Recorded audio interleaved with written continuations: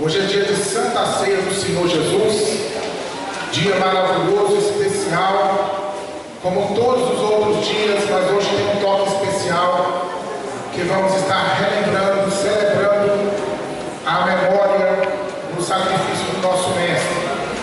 1 aos Coríntios, capítulo 11. 1 aos Coríntios, no capítulo 11, versículo 23. Glória, glória, glória, glória, glória, glória a Deus. Glória, glória, glória a Jesus, aleluia. Glória, glória a Deus. Quem encontrou a palavra, diga amém. Primeira carta de Paulo aos Coríntios, capítulo 11, no versículo 23. Deus te abençoe.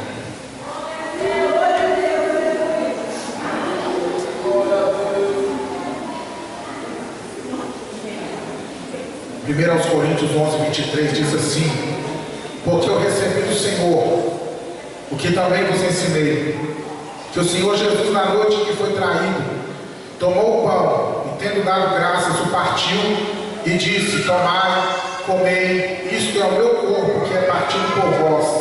Fazei isto em memória de mim.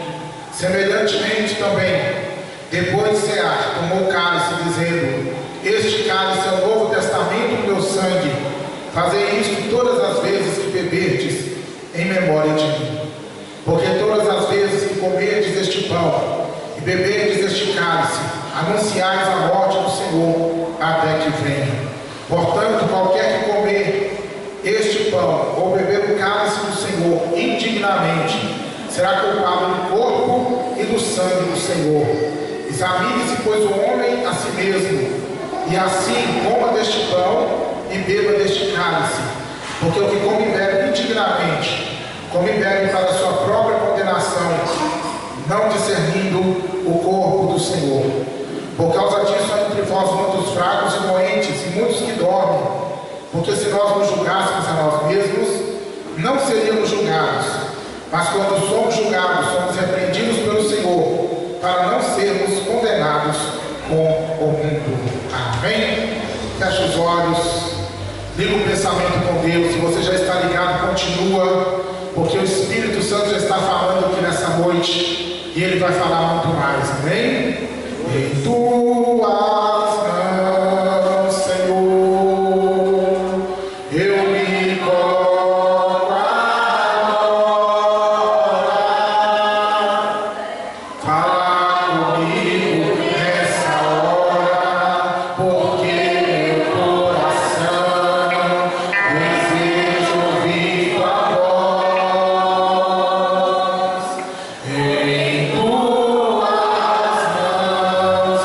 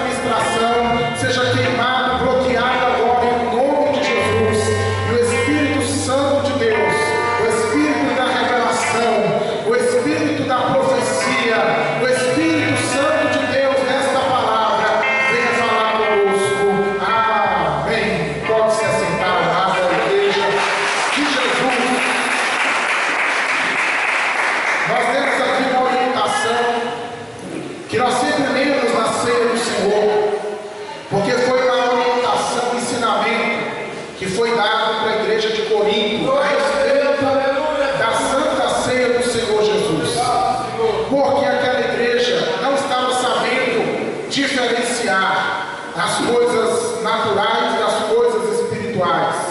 Era uma igreja que não sabia discernir o corpo e o sangue do Senhor. Era uma igreja que se reunia para a reunião da Santa Ceia, mas como se fosse uma reunião qualquer, uma reunião social qualquer. E por isso chegavam pessoas e comiam, e bebiam, como se fosse uma festa, né, na família, na casa de um amigo. E aquilo virava uma bagunça, porque quem chegava depois já não podia participar de mais nada, porque não sobrava.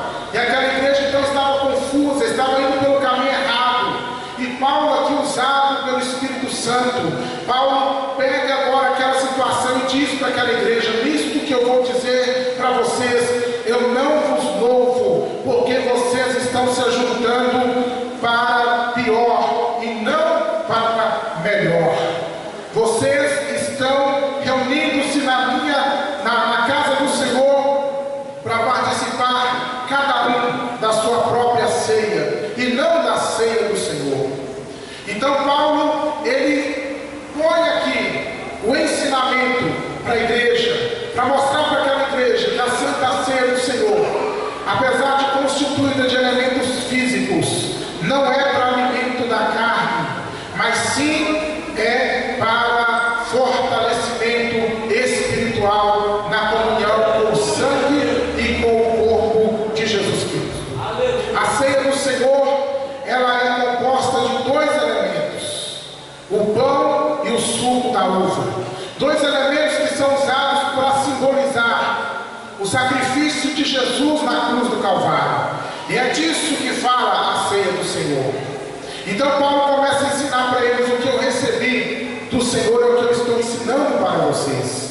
Paulo teve esse ensinamento do próprio Senhor Jesus Cristo, porque não era a imaginação de Paulo, não era coisa que Paulo criou no seu coração. É o próprio ensinamento de Jesus para a igreja, que não é só para Corinto, mas é para essa igreja que hoje também, porque os tempos mudaram, mas os princípios de Deus, eles permanecem os mesmos. Os tempos mudam, as pessoas mudam, mas a palavra de Deus, ela subsiste para todo sempre. Então esse é o ensinamento para a missão Glória de Cristo nesta noite. Vamos lá. Paulo diz: eu recebi do Senhor, que eu também vos ensinei, que o Senhor Jesus, na noite que foi traído, ele tomou o pão, e tendo dado graças, o partiu e disse: tomai e comei, isto é meu corpo, que é partido por vós. Jesus, ele pega o pão e ele dá graças ao Pai, e ele parte aquele pão e distribui para os seus discípulos, e fala para eles: tomam e comam, porque isto é meu corpo, que é partido por vós. Jesus usa o pão para simbolizar o seu corpo, que seria entregue na cruz do Calvário. Por que o pão? Porque o pão simboliza e fala de alimento, fala de sustento, coisa que todo ser humano precisa. Jesus estava querendo dizer que todo ser humano é necessitado da graça do Calvário. Todo ser humano precisa da graça do sacrifício do Calvário. Nenhum ser humano vai estar realmente bem, vai estar realmente salvo, vai estar realmente ligado com Deus se não estiver debaixo da graça do Calvário. Isso é tão certo quanto é certo que nenhum ser humano pode sobreviver sem alimento. Jesus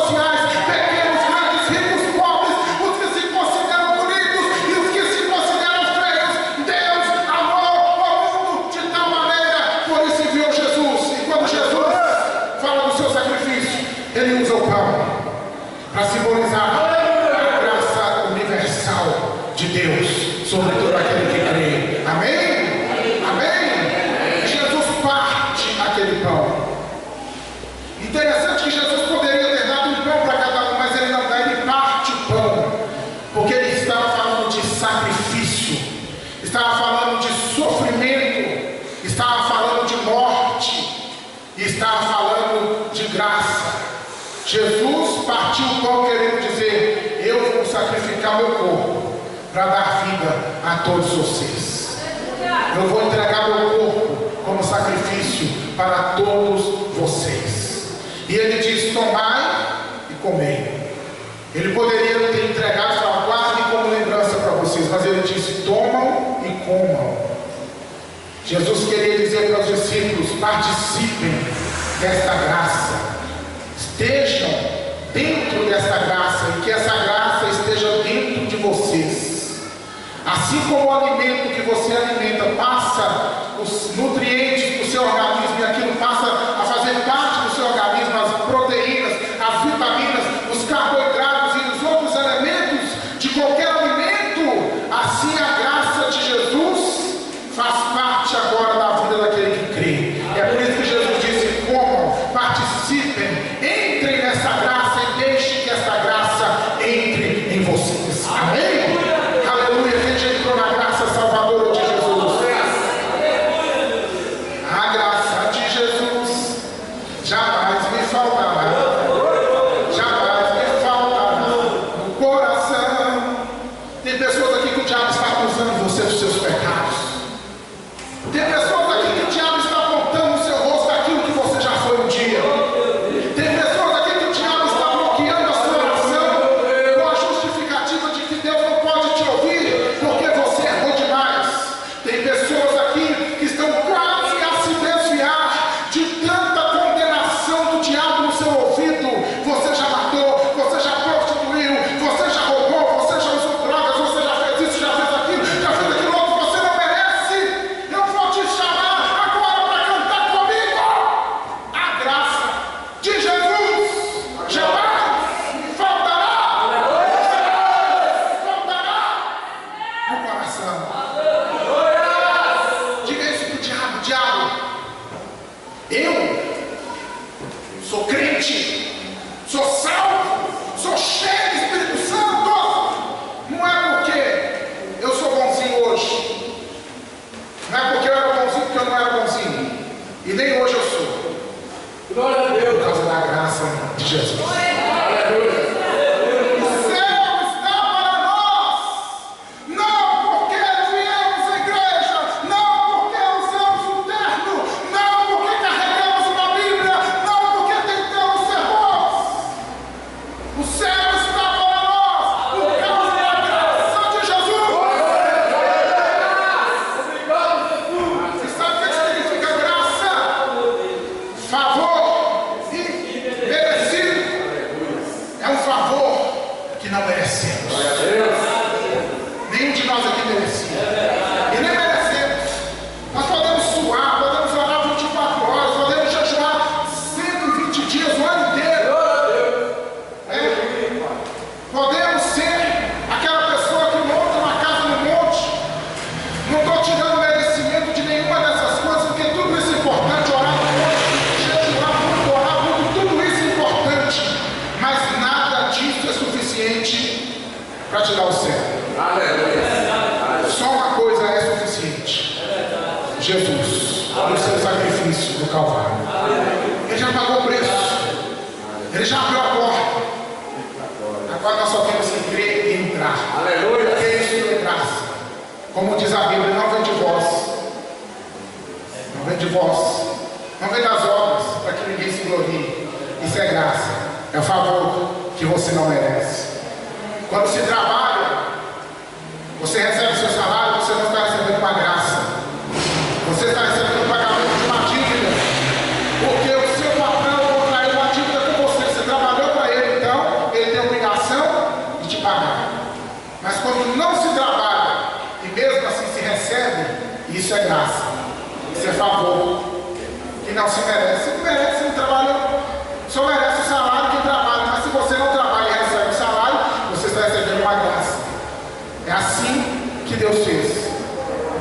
Você não trabalhou pela sua salvação, e nem se tivesse trabalhado, nenhum trabalho é suficiente para ganhar o céu. A Bíblia diz que a justiça do homem é como o trapo de imundícia diante de Deus. Ninguém Ninguém poderia pagar o preço exigido pela justiça de Deus. Mas aí veio Jesus, justo, santo, sem pecado, e pagou o preço por nós. Aleluia. E nos entrega a salvação de graça. Levanta a mão da glória. Porque isso muda tudo.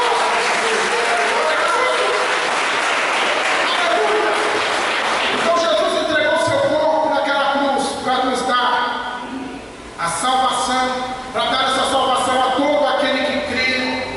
Sacrificou-se a si mesmo para nos deixar de pé na presença de Deus.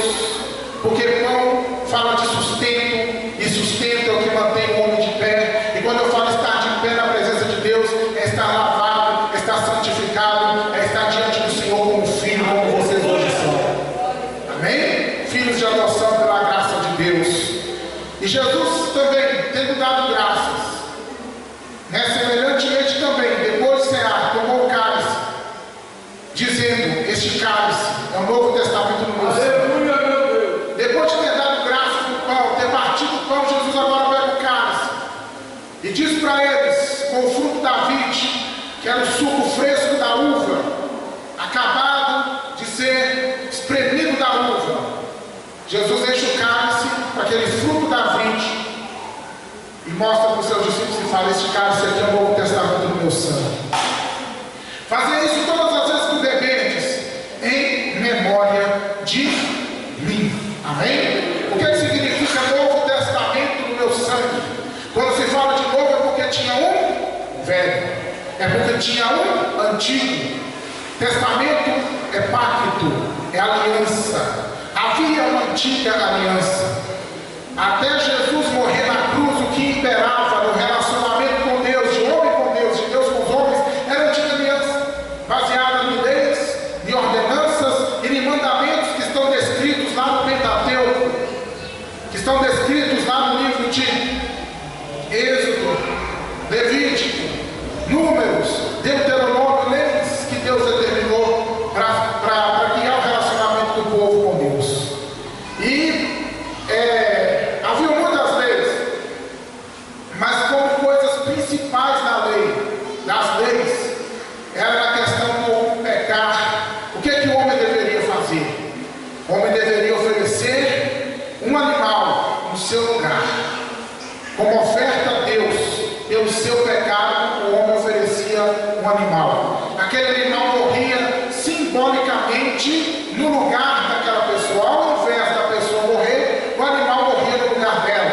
Ao invés do sangue daquela pessoa ser derramado, era o sangue daquele animal que era derramado no lugar da pessoa. Era um sacrifício que substituía, que cobria a situação daquela pessoa aos olhos de Deus. Porém, agora veio Jesus dizendo: vocês estão vivendo agora com o meu sangue um novo pacto, uma nova aliança Deus está fazendo, baseada agora não nas leis do Antigo Testamento, mas baseada agora na fé. Todo aquele que crê no meu sacrifício pode ter um relacionamento com o Pai. Não precisa mais de animal substituto, não precisa sacrificar animal no altar de Deus, não precisa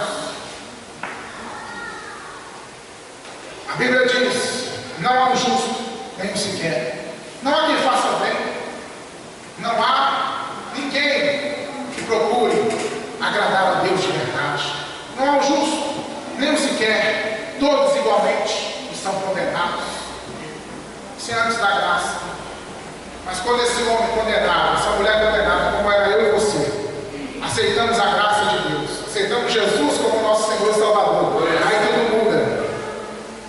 Aí não é mais Romanos 6 que fala isso para nós.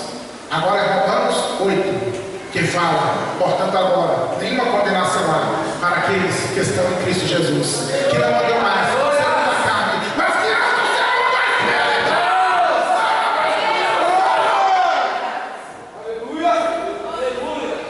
Fala para esse diabo mentiroso que está falando ao seu ouvido, você já me disse, tira você daqui, não tem nada a ver com a minha vida passada, agora eu sou nova criatura, a Bíblia diz que não há nenhuma condenação. Como que Jesus venceu o diabo lá no deserto, meus amados? Como que ele venceu no deserto? Talvez você fale, com 40 dias de jejum, Jesus venceu o diabo. Não!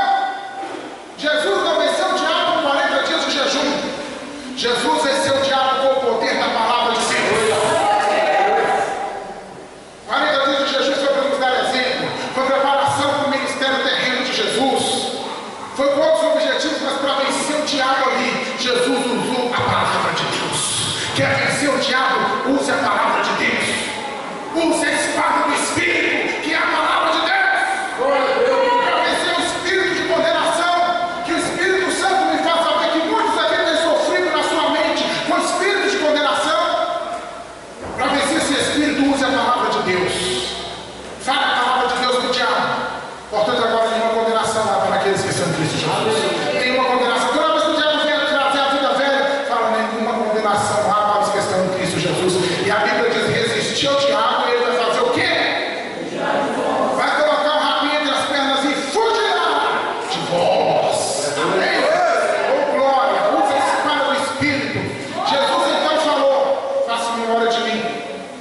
Primeiro, para que vocês tenham valor ao que eu fiz por vocês. Dê valor, irmão, Jesus. Dê valor ao Calvário. Dê valor à cruz. Dê valor ao que Jesus fez de descer da sua glória e vir nessa terra, sofrer como nós sofremos, padecer como nós padecemos, e ainda sofrer um sofrimento que nós não iríamos aguentar, que era o sofrimento da cruz, que era a separação eterna de Deus, que Jesus experimentou no meu lugar e no seu lugar. Quando Jesus disse Eloi, Eloi, ou Eli, Eli, lama sabachthani, Jesus estava dizendo: meu Deus, por que me desamparaste? Ele experimentou o que é estar separado do Pai eternamente, experimentou isso de verdade, coisa que era para eu e você experimentarmos, não só por um momento, mas eternamente. Jesus experimentou isso no meu lugar e no seu lugar, naquela cruz do Calvário. Foi grande demais. Valorize, honre o nome de Jesus. Não escandalize o reino de Deus com práticas erradas, com palavras erradas, com atitudes que fazem o ímpio zombar do Evangelho. Honra o nome pelo qual você é chamado, como de cristão. Esse nome é santo que você ganhou. Honra este nome. Quando vem aquele ímpeto de brigar, aquele ímpeto de falar palavrão, aquele ímpeto de dar prejuízo de alguém, aquela tentação que vier, quando vier isso sobre a sua vida, estou dando aqui exemplos genéricos, não estou apontando que você ou você está fazendo isso, são exemplos genéricos, poderia dar muitos outros. Quando vier as tentações, pense: eu carrego sobre a minha vida a graça de Jesus e o nome de Jesus está em mim. Eu não vou fazer o que a carne, o que o diabo está me oferecendo. Eu tenho que honrar o nome de Jesus. Quantas vezes vem situações que a carne diz briga, a carne diz chuta, a carne diz mete o pé na barraca, joga tudo no chão, né? Vira o balcão, joga no chão, joga a mesa no chão. A carne diz isso. Adão grita alto, mas aí você tem agora uma nova natureza. Você tem que dizer: não, eu não ando mais segundo o velho Adão, não. Eu ando agora segundo Cristo. Eu tenho um nome a honrar, que é o nome de Jesus na minha vida. Amém? Segundo lugar, para que você não perca, Jesus mandou fazer memória dele, para que você não perca nada do poder do sacrifício do Calvário. Sabe? Tem muitos cristãos que vivem apenas como se estivessem no lado de uma religião. Vivem no seu coração, na sua mente, como se fossem as mesmas pessoas de antigamente, as mesmas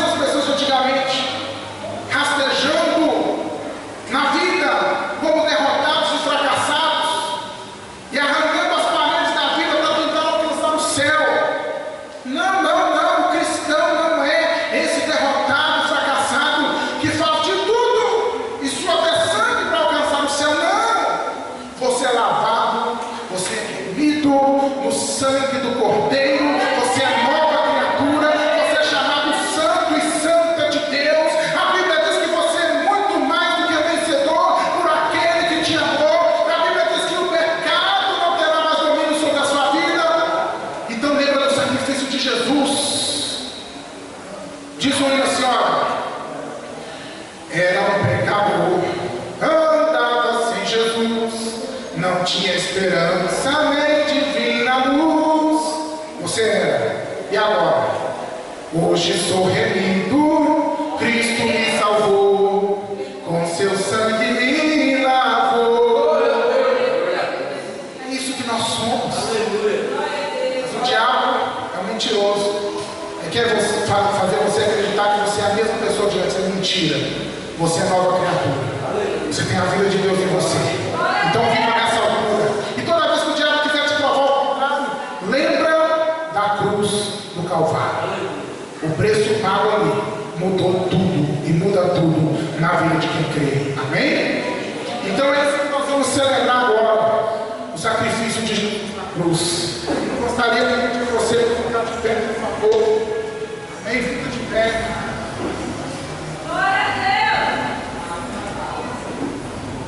Glória a Deus. Obrigado. Fica de pé, por favor. Diz aqui a palavra de Deus que examine-se, pois, o homem a si mesmo, e assim coma deste pão e beba deste cálice. Tem um mistério na mesa do Senhor, na ceia do Senhor. Um mistério maravilhoso, porque o que representa aqui é que estávamos no banco dos réus para sermos condenados, e Deus nos tirou de lá e nos justificou pela sua graça. Mas a Bíblia diz que se eu participar da ceia do Senhor indignamente, com a minha vida toda errada, com a minha vida toda em pecado, né? Vivendo uma vida contrária à palavra de Deus, sem arrependimento, sem confissão, sem mudança. Não, hoje eu vou na ceia e tal, eu tenho uma vida dupla. Na igreja eu sou um, lá fora eu sou outro. Eu sou pastor na igreja, lá fora eu sou outro. Eu sou crente na igreja, mas lá fora é outra história, né? Deus que me livre e guarde. É um exemplo que eu estou dando de que alguém pode viver uma vida dupla, pode no sentido de que consegue viver uma vida dupla. Porém, os olhos de Deus, eles veem a gente lá fora e veem a gente aqui dentro.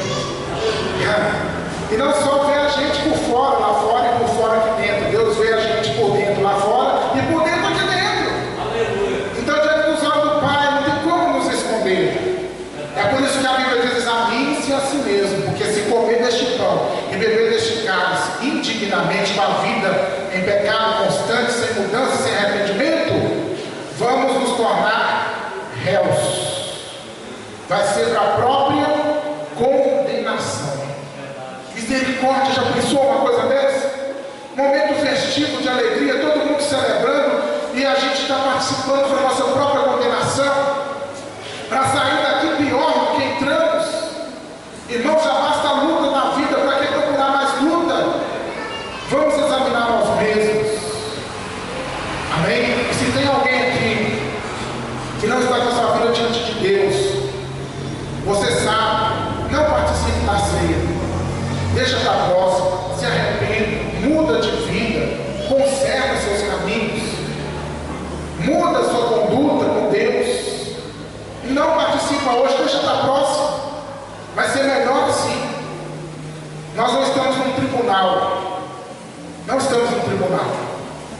Eu não vou te julgar se você não participar da ceia hoje. Eu não vou te apontar, eu não vou colocar o microfone na sua boca e falar para você confessar o que você fez de errado. Não. Isso é você e Deus. É por isso que a Bíblia diz: amém-se o homem a si mesmo. Se você quiser chegar até a mim e contar depois para eu te ajudar em oração, vai ser uma atitude muito nobre. Eu vou poder te ajudar. Mas se você não quiser falar, fale com o Senhor e mude. Mas não toque na ceia se você não estiver de acordo com a palavra de Deus.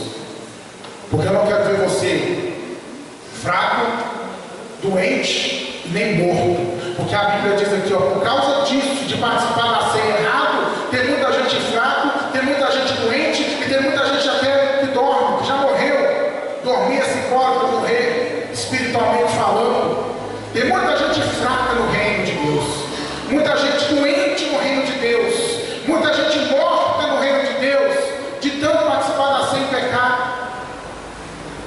Isso espiritualmente tem uns que Deus dá até um juízo, que vem isso até para o próprio corpo físico. Que não sejamos assim, que venhamos a viver a graça de celebrar a comunhão com o nosso mestre, a comunhão com os nossos irmãos. Amém? Que nessa noite cada um de nós vamos examinar nós mesmos, olhar para dentro do nosso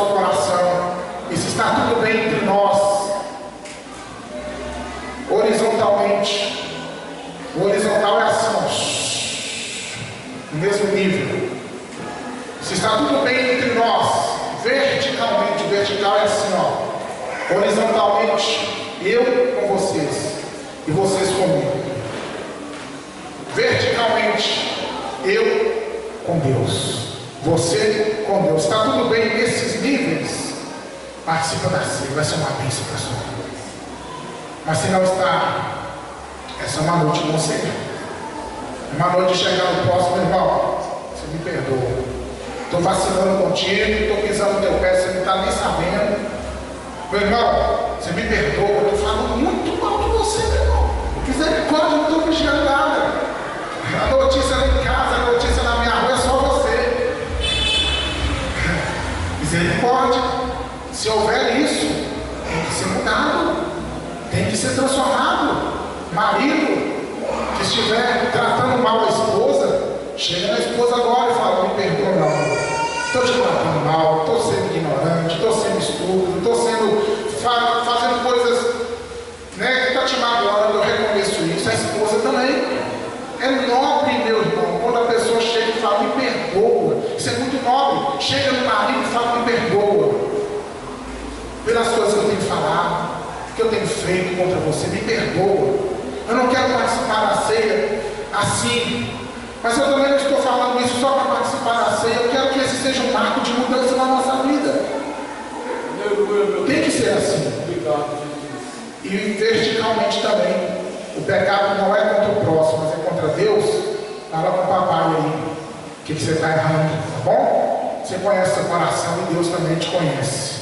Vamos orar neste momento.